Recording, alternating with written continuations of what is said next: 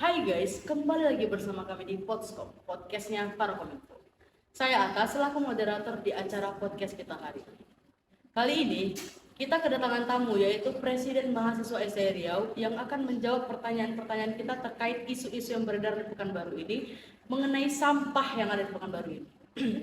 Mungkin kita sempat berpikir, kenapa sih masalah sampah ini tidak pernah terselesaikan dari tahun ke tahun? Kira-kira apa sih yang terjadi? Di sebelah saya sekarang sudah ada Presiden Mahasiswa STI Riau, yaitu Muhammad Iksan Tarigan. Oke, Pres, gimana kabar, Pres? Kita bisa lah ya langsung masuk ke topik pembahasan kita. Boleh, Pres? silakan, Oke. silakan. Gimana? Gini, Pres. Kira-kira kenapa sih BEM STI Riau ini mengangkat permasalahan tentang sampah yang ada di Pekanbaru ini, Pres? Oke, baik, terima kasih. Akhirnya saya diundang dari sekian lama, mungkin kita sudah menyuarakan juga dari aksi, sudah kenapa. Jadi kenapa sih bahwa BMS Riau itu menyuarakan atau mempermasalahkan sampai dengan di Kota Pekanbaru? Ini sebenarnya menjadi pertanyaan besar bahwa kita ada sekolah ilmu ekonomi, tapi kita berbicara tentang sampah. Inilah cara berpikir kita out of the box, kalau orang berpikir dari luar cara berpikir orang lain. Kenapa dibilang seperti itu? Rata-rata Pekanbaru itu paling mempermasalahkan tentang parkir, jalan rusak dan lain-lain, tapi tidak tahu kenapa sebenarnya sih akar dari semua itu semua. Iya, iya. Kami dari BMS Riau mengangkat masalah sampah bahwa gini, kita buat cerita ya.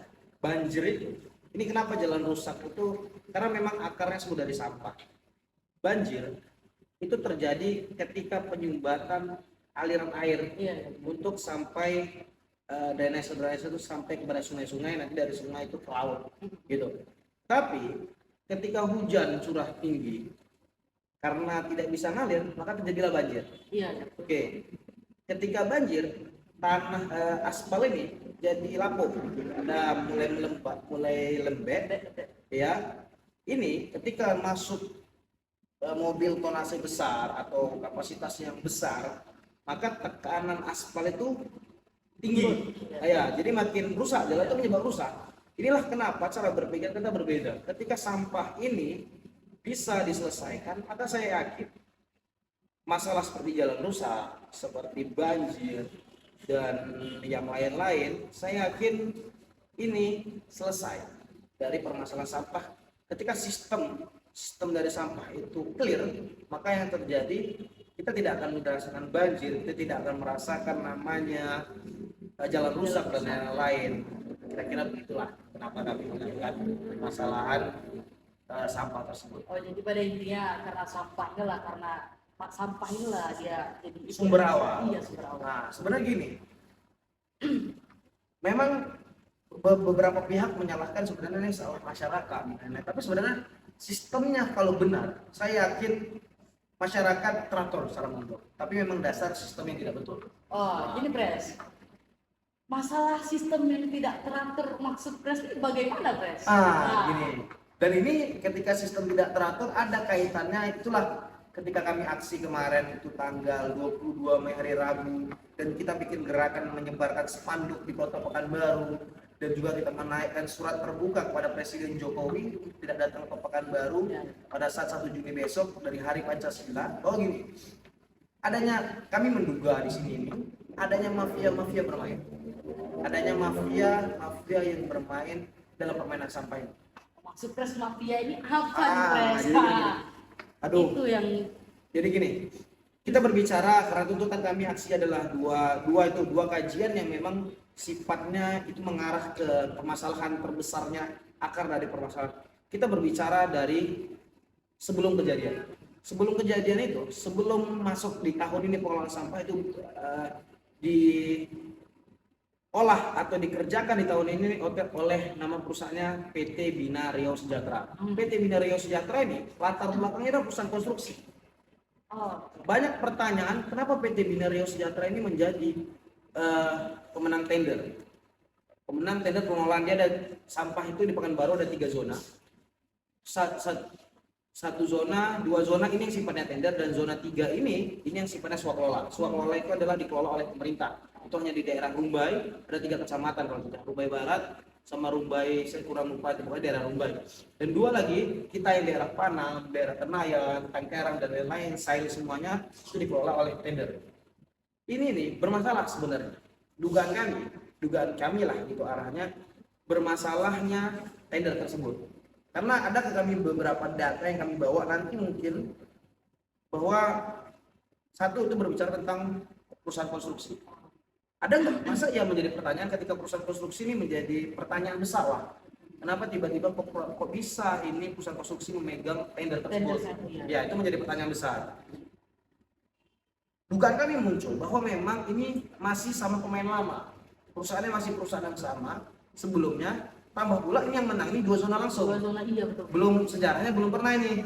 Sebelumnya itu bahwa satu zona itu cuma satu perusahaan, tapi kali ini 2 zona dipegang oleh 2 perusahaan, oleh satu perusahaan, dan itu angkanya sekitar 55 M besarnya.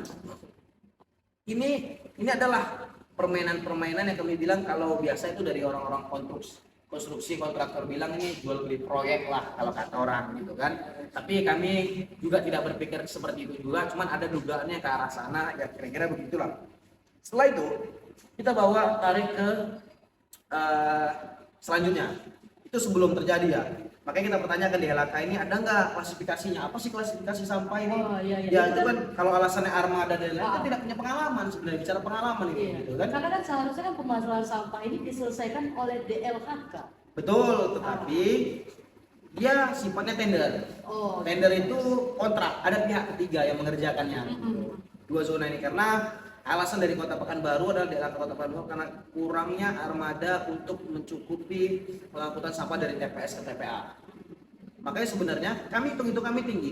Kalau tidak salah di Pekanbaru ada sekitar 60 sampai 70 TPS, tetapi angkanya untuk membersihkan itu hanya sekitar dari 55 M. Ini menurut kami termasuk tinggi lah. Kali-kali bodohnya kami ini termasuk tinggi untuk 1 tahun. Jadi kita itu memang arahnya kami enggak, mungkin dugaannya ini adalah keterlibatan beberapa pihak untuk pemenangan tender, karena sebenarnya kalau kita cross check lagi, cari-cari informasi lagi, dan memang benar banyak hal-hal yang ditutupin oleh pemerintah terkait pemenangan tender oleh PT Bina Riau Sejahtera atau PT BRS. Dugaannya ke sana arahnya. Terus ada pengutipan mandiri. Pengutipan mandiri itu dari rumah ke rumah berdasarkan perda, mau perda baru mau perda lama, Perwakmu tentang berbicara tentang retribusi adalah bahwa sebenarnya retribusi rumah ke rumah itu sifatnya kayak rumah-rumah perunas ya rumah perunas lah gitu ya di daerah Pekanbaru rata-rata kan itu bukan rumah yang memang rumah elit. Kalau rumah elit kan besar lah biaya retribusinya tinggi. Itu biaya retribusinya cuma 10.000. Kadang ada 15 juga. Ya itu kan kawan-kawan mendapat informasi. Tetapi dari peraturan tersebut adalah 10.000 maksimal, dan itu wajib menggunakan karcis, dan ini menjadi kas daerah. Jadi gini, ini mobil sampah nih, ini rumah, bayar 10.000 setiap bulan, dan ini nanti dibawa ke DLHK. Tetapi kita tidak, pertama kawan-kawan investigasi tidak ada berbicara karcis, nggak ada karcis di pengutipan itu, nggak ada. Malah ada kadang pengutipannya melebihi daripada 10.000. Kawan kita melaporkan, nggak usah kita jauh-jauh dari kawan-kawan STI juga bilang memang nggak 10.000, padahal ada 15. Karena 20.000. Makanya kan menjadi pertanyaan besar kan, kok bisa 15 padahal berdasarkan dari peraturan itu cuma 10.000. Iya, karena kita orang kecil yang tinggal di perumahan nggak tahu apa-apa. Itulah pentingnya kita tahu hukum. Makanya pertanyaannya inilah mafia. Kenapa kami bilang ini mafia? Karena ini menjadi masalah gitu. Makanya itu pentingnya kita masyarakat tuh mengetahui hukum, mengetahui peraturan-peraturan daerah bahwa memang sebenarnya cuma 10.000 loh maksimal nih. Itu sudah ada tuh, saya lupa perwakonya, cuman kalau memang misalnya itu diajak dialog terbuka dengan beberapa pihak, kita siap menunjukkan data-data yang kita bawa. Berarti presiden sudah ada data? Kita sudah lengkap.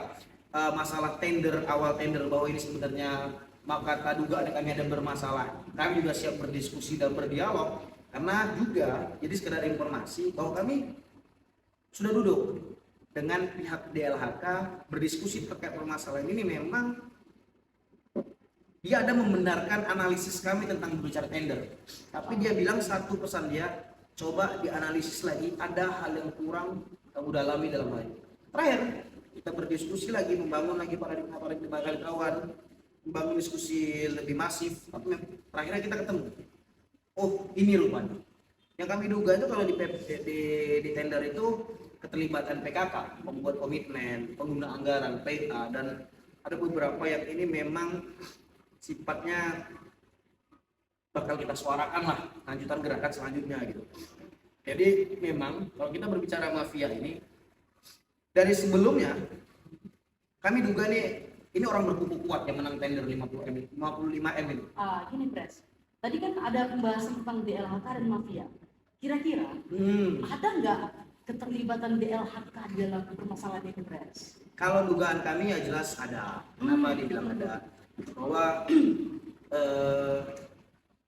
tender itu kan pihak ketiga, pengadanya itu ya pengada kegiatannya itu di Laka Kota, ada di situ PKK, pembuat pejabat, pembuat PPK, pejabat pembuat komitmen, ada PA, pengguna anggaran, terus apalagi ada beberapa yang bahkan menandatangani kontrak yang dimenangkan oleh PT Binario Sejahtera. Makanya saya yakin ada dugaannya adalah mengarahkan bahwa ini memang ada keterlibatan dari DLHK. Dan juga kami dapat informasi, kalau berbicara di pengutipan Mandiri, jadi kami mendapat informasi, cuman ini informasi, kata yang mengasih informasi ini datanya A1. A1 itu benar adanya gitu. Tapi ya kita juga tidak bisa menunjukin secara langsung ya. Namanya kita informasi yang kita dapat, dan tidaknya itu nanti rencana ini kita bakal suarakan nanti gerakan untuk selanjutnya, bahwa dapat informasi bahwa ada pengutipan mandiri dari rumah ke rumah ini. Karena kan sekarang ini PLT. Ya. PLT dan sebelumnya kan kadis definitif sifatnya memang sah, dan sekarang PLT itu dia lantik sekitar tanggal 15 Desember kalau tidak lupa, 16 Desember, baru setelah itu tender apa. Jadi kami dapat informasi bahwa ada pihak atau orang mafia menyogok, kalau kami bilang itu orangnya menyogok lah, menyogok di pihak, dugaannya ke pihak, dia menyogok ini ke arah DLHK Kota Pekanbaru, Dinas Kota Pekanbaru, dan kami tidak ingin sebutkan namanya juga karena menurut kami itu privasi. Tapi nanti yang jelas kita melakukan gerakan selanjutnya, kita buka semuanya. Kalau memang ini benar tidaknya, yang bisa membuktikan cuma APH, kita tidak bisa. Dinas pun menangis itu juga tidak bisa gitu. Artinya memang ini hanya bisa dibuktikan oleh pihak APH, aparat penegak hukum seperti kepolisian, kejaksaan, atau mungkin APH yang lain seperti KPK. Kalaupun memang ada gratifikasi korupsi di dalamnya, itu biasanya menyogok sih, arahnya dia ke gratifikasi. Tapi kami yakin ini bakal ada gerakan selanjutnya gitu. Tapi ini gerakan selanjutnya, gerakan apa nih Pres? Jadi kami ceritakan bahwa memang kami sudah melakukan gerakan di hari Rabu kemarin tanggal 22 Mei. Kami turun aksi di kantor DLHK Kota Pekanbaru untuk mengundurkan tentang permasalahan sampah ini, dan kami juga meminta kepada DLHK bahwa PLT suruh mundur. Karena memang dia memegang 2 jabatan. Itu permasalahan sampah, dan alhamdulillah hari ini sudah mulai terrealisasikan bahwa ada statement dari DLHK, kita akan komitmen untuk melakukannya di gerakan di tahun depan. Kalau di tahun ini kita bisa, karena dia cuma sekedar PLT. Kita usahakan untuk membuat komitmen itu dari PJ Wali Kota juga seperti itu. Cuma kami berpikir ini mungkin hanya sekedar meredam dari gerakan kita, meredam dari emosi kawan-kawan untuk terus bersuara. Tapi rasa saya ini tetap harus kita suarakan. Dan itu sudah kita lakukan. Gerakan yang kedua yaitu kita telah melakukan pemasangan nyebar spanduk di hari Minggu malam, di hari Senin. Dan Senin itu adalah tepat momentum PJ Wali Kota mulai bekerja di Kota Pekanbaru. Jadi kita mengasih hadiah kepada PJ Wali Kota, ini loh ada masalah sampah nih. Karena statement awal yang pertama kali ini komitmennya cuma jalan. Padahal ada problem-problem lain yang harus diselesaikan seperti sampah, ini akarnya. Secara fundamentalnya harus menyelesaikan itu. Nah, kita juga sudah bikin gerakan tentang memberi surat terbuka kepada Pak Presiden Jokowi untuk jalan ke Kota Pekanbaru, karena tanggal 1 besok dia datang. Kami bukan melarang, tapi kalau mau datang Pak Presiden suruh pakai masker, karena memang sampah ini menyebabkan penyakit. Penyakit bukan hanya bicara banjir, ya penyakit stunting dan lain-lain ini Ini sangat berbahaya lah kalau kita berbicara sampah. Makanya kami ingatkan lah, selagi kita sini di sini ini bayar. Iya. Takutnya tiba-tiba nanti lagi banjir pula dan banjir pula gitu kan. Nah, kalau ada aduh, balik ke bahaya, Jakarta Pak. sakit kan. Nah, kasihan kan, makanya itulah kami bikin surat terbuka dan bakal ada gerakan selanjutnya. Ini memang kami juga belum tahu, ada kawan-kawan untuk aksi damai pada saat nanti Jokowi datang. Bapak Jokowi datang, Presiden datang, cuma itu kita lagi mikir strateginya bagaimana. Artinya kita juga memikirkan kawan-kawan juga bagaimana. Cuma itu masih pertimbangan, masih ada lah untuk ke situ. Dan yang terakhir, kita bakal nyuarakan ini di Kejati karena minggu ini memang karena Presiden Jokowi datang, jadi kita maklumin. Jadi kita tidak ingin untuk turun aksi pada minggu ini. Jadi kita minggu depan akan turun aksi. Kami pastikan kita akan turun aksi untuk menyuarakan dugaan permainan dan adanya mafia-mafia dan juga dugaan keterlibatan pemerintah daerah Kota Pekanbaru terkait sampah ini. Nah, jadi begitulah kira-kira. Mungkin Pres boleh minum dulu, Pres. Oh, boleh ya. Boleh, Pres. Haus juga ya, Iya. moderator ya.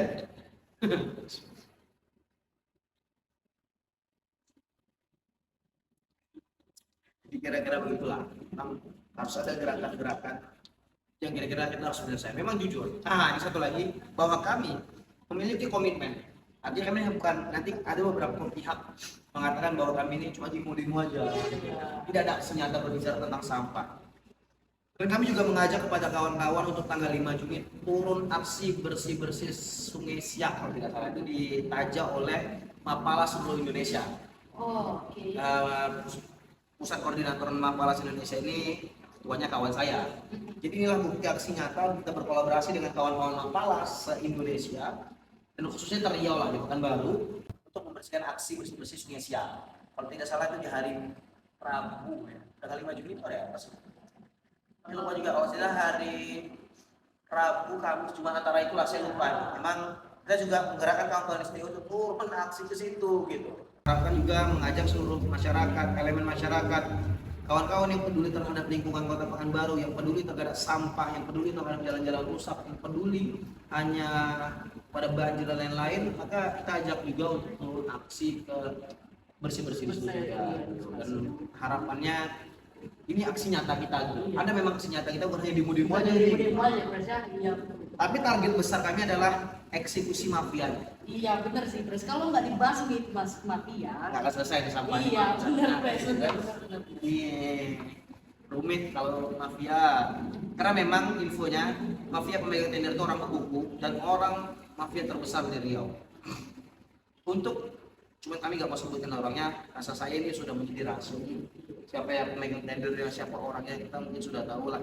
Jelas dia pemodal besar untuk kemenangan pejabat-pejabat yang ada di Pekanbaru. Ya, kira begitu. Berarti dia orang berpengaruh lah itu, Pres ya. Berduit lah, kalau bilang berpengaruh karena duitnya. Iya, Kira-kira begitu. Ya. Mungkin itu sedikit banyaknya pertanyaan yang sudah Pres jawab. Terima kasih, Pres, sudah menjawab pertanyaan-pertanyaan yang Terima kasih juga diundang di sini. iya, yang mungkin banyak yang kita pertanyakan tapi tidak tahu mau bertanya kepada siapa Pres ya. Iya. Kebetulan Pres sudah tahu dan mau memberi tahu kepada kita semua. Oke, mungkin Pres itu aja untuk podcast kita hari ini, Pres ya. Terima kasih, Pres ya. Terima kasih atas kedatangan Presiden Mahasiswa SI Riau yang sudah hadir di acara kita hari ini. Mungkin acara podcast kali ini saya tutup dengan mengucapkan Assalamualaikum warahmatullahi wabarakatuh.